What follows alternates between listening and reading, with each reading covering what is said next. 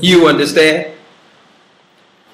And the Daniel the 7th chapter and the 25th verse tells us that they would think to change times and laws. What times and laws? The times according to God and the laws according to God. Now think about that. The Sabbath is a time. It's a day of the week. It's also a law for a day of the week. See that?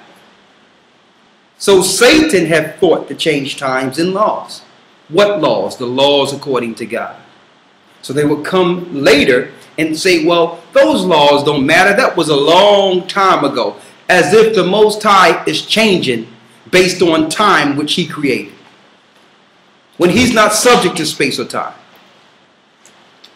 This is how they get you. They slowly ease you into believing it's okay to break God's law. Well, that was a long time ago. Things done changed now. Yes, man have changed.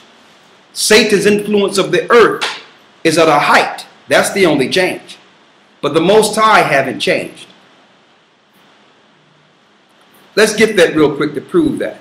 Make sure y'all write down these precepts. I'm going to ask some questions on them. Malachi 3 and 6.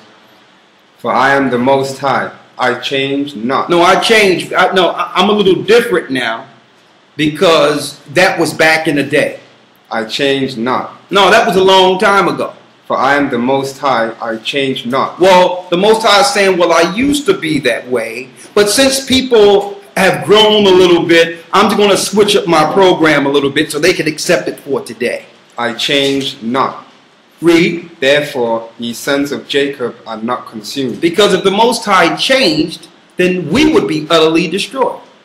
Because he promised in the Old Testament, in Jeremiah 31 and 31, that as long as there's luminaries, sun and the moon, that Jacob will never cease as a people before him.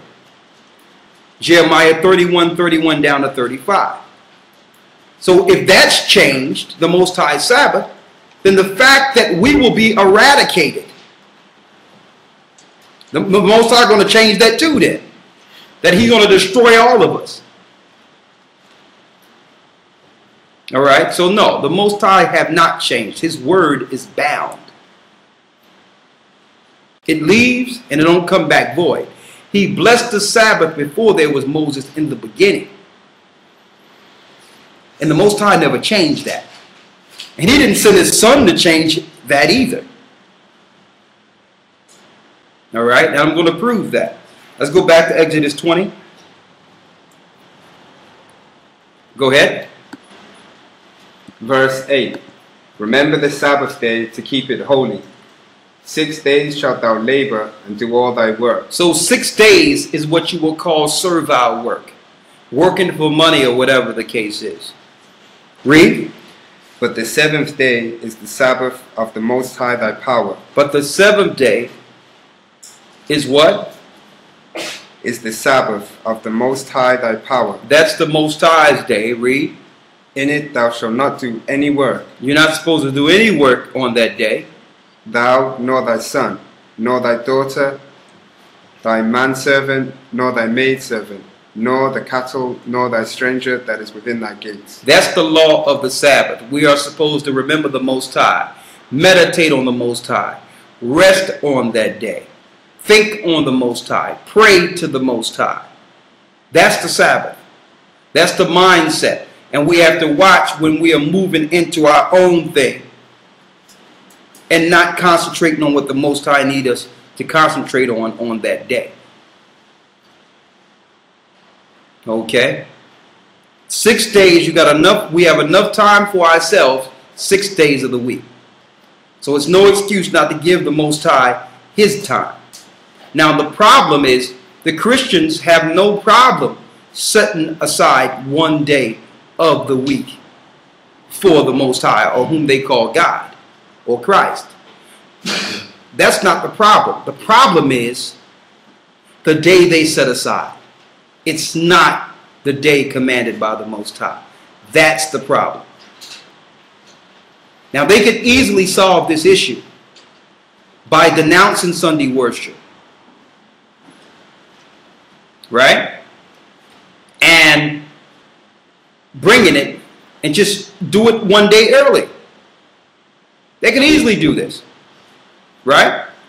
So, but what they say is we don't have to. It's too much of an inconvenience because people work on a Monday and they're working all week, and they probably go out and have a good time on the weekends, and Sunday there's not much open, so it's convenience. So the Most High is going to change what he consecrated from the beginning of creation to convenience you so that you can go out and party on Friday and Saturday night. Well, most people are home at that time, so that's the most convenient day to worship the Lord. This is what they tell you. Or, because they know that's not good enough for some people. Some people, they can say that, like, well, okay, at least I'm praising God, so that's good enough. I know what I'm doing in my heart. This is the mindset of Christians. But for others who are reading the Bible, they need more content. That's not good enough to tell someone not to follow what you can read with your own eyes. So for those who have some biblical prowess with them, they say, well, Christ did away with the Sabbath, and he says that he's the Sabbath. He's the Lord of the Sabbath. And they'll twist that to make you believe Christ said, well, don't worship on the Sabbath, worship on Sunday. When Christ never said that. But before we go there, let's give you some examples in further detail of what we were not to do on the Sabbath. Let's go into the book of Nehemiah 13. Nehemiah 13, verse 15. In those days saw I in Judah some treading wine presses on the Sabbath. So these people were treading wine presses. That means they were pressing to make wine. Right? Going to work.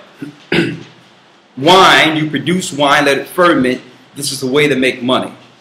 Like vineyards. Working at the vineyards. Read.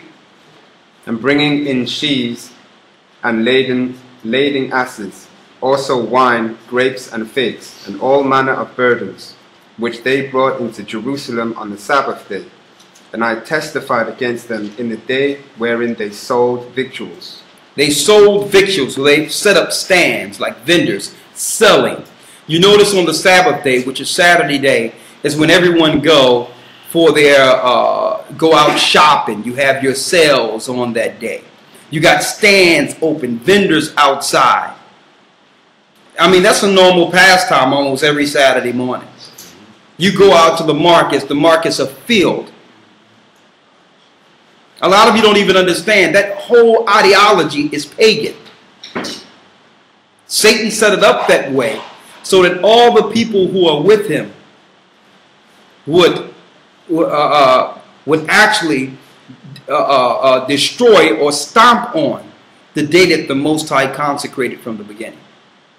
He made it like that purposely, so that while the angels are quiet and the heavens are quiet, there's all this noise going on. Even the angels follow the Most High on the Sabbath. But all this activity is happening in the universe, in the earth. It's like Satan thumbing himself to the Most High. Like, look at your people. Look at your creation. But he set up society psychologically to do this and not know the impact. Finish reading. Verse 16. There dwelt men of Tyre also therein, which brought fish and all manner of ware, and sold on the Sabbath unto the children of Judah and in Jerusalem. Then I contended with the nobles of Judah, and said unto them, What evil thing is this that ye do, and profane the Sabbath day? So they came from the coast of Tyre, and they began to sell all types of things on the Sabbath day to the people. And then Nehemiah the prophet looked at Judah saying, what's going on here? Why y'all coming into our neighborhoods? They came into the land of Judah, similar to how the nations come into our neighborhoods and set up markets. And every Saturday you go there and buy all these things. Why do you think that these other nations come set up in your neighborhoods? They know that the law applies to you. I don't see black people or other people going up, set up shops and sell all these products in other people's neighborhood. So what we're looking at is the things we witness on a regular basis and not even realize it's something spiritual. Right? Read. Verse 19. And it came to pass that when the gates of Jerusalem began to be dark before the Sabbath, I commanded that the gates should be shut. And so Nehemiah the prophet came out and said, listen, shut these gates. We're not letting anyone in that's going to be selling things to our people as a pretext to tempt us to go against the law of God. Read. And charged that they should not be opened till after the Sabbath. You do not open these gates until the sun go down. The Sabbath is from what we call Friday sundown, so-called Friday sundown, to so-called Saturday sundown. We say so-called because the Most High didn't name days. He gave days numbers. But I'm just giving you some understanding so you'll know when to follow it. When the sun go down Friday, that's the beginning of the Sabbath. When the sun go down Saturday, so-called Saturday, that's the end of the Sabbath. Sundown 6th day to sundown 7th day. You're in your 7 days. Why? Genesis tells us the evening and the morning was the first day. So darkness came first.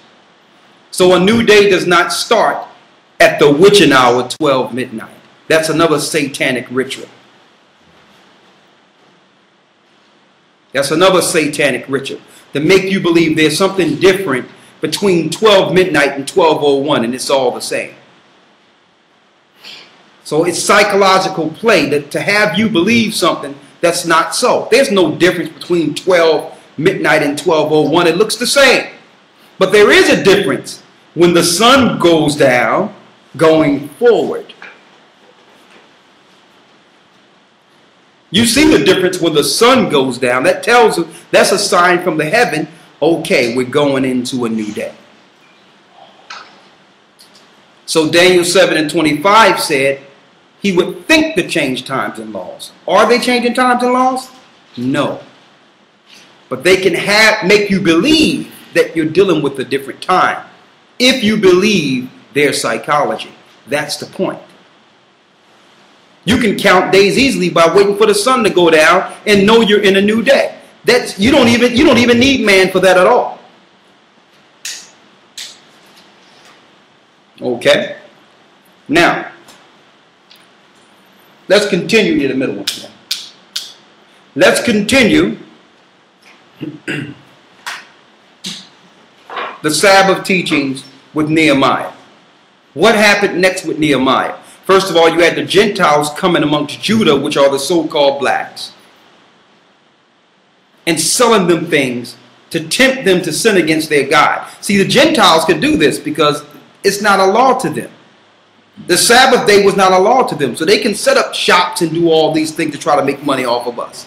But they set it up to entice our people to come out and break their God's law. Right? Read. And some of my servants set I at the gates, that there should no burden be brought in on the Sabbath day. So the merchants and the sellers of all kind of ware lodged without Jerusalem once or twice. Then I testified against them and said unto them, Why lodge ye about the wall? If ye do so again, I will lay hands on you. So he's asking them, why y'all standing by the wall? They was going to stand by the wall, so if Nehemiah leave, they would open up the gate. So Nehemiah say, why y'all laying by the wall when I told you don't come here on the Sabbath? So he said, if what? If ye do so again. So he said, you come around our people again. I will lay hands on you. And try to open up this gate and stand next to our people. Next time, I'm going to lay hands on you. See, the prophets wasn't holding hands with flowers in their teeth. Like you think in the Catholic Church. Like these feminine situations that you think a prophet or a teacher was.